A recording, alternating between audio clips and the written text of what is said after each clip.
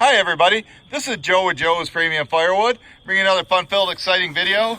Today's video, I'm going to go over the pros and cons of selling firewood in the driveway as opposed to out by the roadside.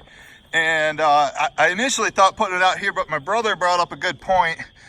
You know, people could easily just stop by, grab the bundles and go, or grab the money out of there, whatever.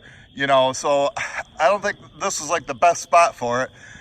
Now, it would get more traffic and probably sell more, but I think I'd be ripped off more.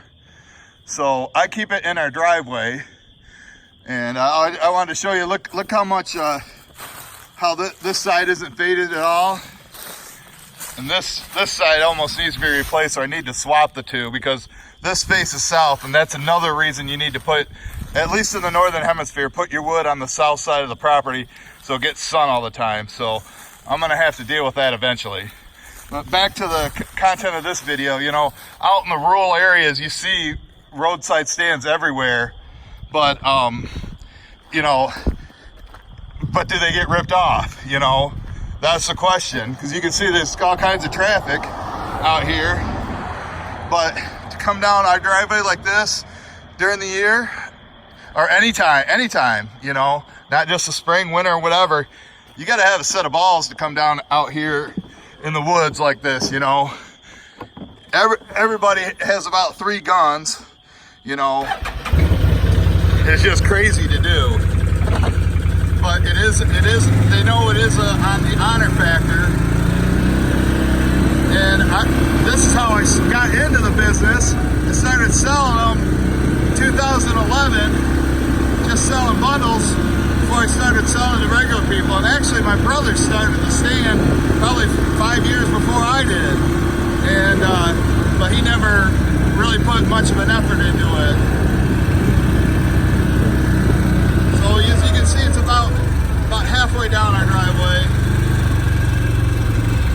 You know, our house is probably another at least 100 yards up that way. But if anybody comes here and starts stealing it, they are in range. But, you know, I'm not really going to shoot somebody over taking bundles because you never know if they're going to pay. But here's the honesty box. Now, you got to be, you know, I'm 6'2", and it's hard to reach down in there. And you can probably, I don't know if you can see in there, but there's a bunch of quarters in there at the bottom, you know, change. It's hard to get out, you know. My arm barely, you know, I can get down about here, and when I pull out the money, you know, it's nice when people pay, but I have been ripped off 2 times, and the first time happened in June of 2018. 2017. Mike and I were actually out delivering bundles to the campground. It happened like 1 o'clock in the afternoon.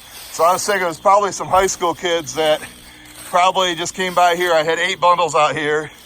We got back from the delivery about 1 o'clock or so, and 1:30, and I looked in there and it wasn't there, and I'm like, well, maybe they went to the house and paid, but they didn't do that. Then last year, somebody, there were some people that came from the campground that I was actually supplying, and they said they put $20 in there, and that was the time Gary was working here. And my mom came down here and actually talked to the people, an older couple, probably in their 60s. And they're like, well, you wanted me to get the money out of the box, just hand it to you? And my mom's like, no, Joe will get it when he gets home from lunch. Well, I got home and the money wasn't in there. So I'm like, I thought it was the people that did it, but it didn't make any sense because my mom talked to them. Real nice couple, driving a 2018 Ford 3/4 ton truck. They wouldn't drive 20 miles here to steal $20 worth of firewood. So, and then like 2 weeks later, they came back about more. So it had to have been Gary, but that was right about the time he quit. So, I mean, I can't 100% say it was him, but the odds of somebody coming in and at random and between, you know, there was only like about a half-hour window from the time that Mike and I left until we got back or whatever, from when the people left, that somebody would have had to have drove by here, stopped and checked and pulled money out. So I highly doubt that's what happened. My brother did hook up this fake camera right here.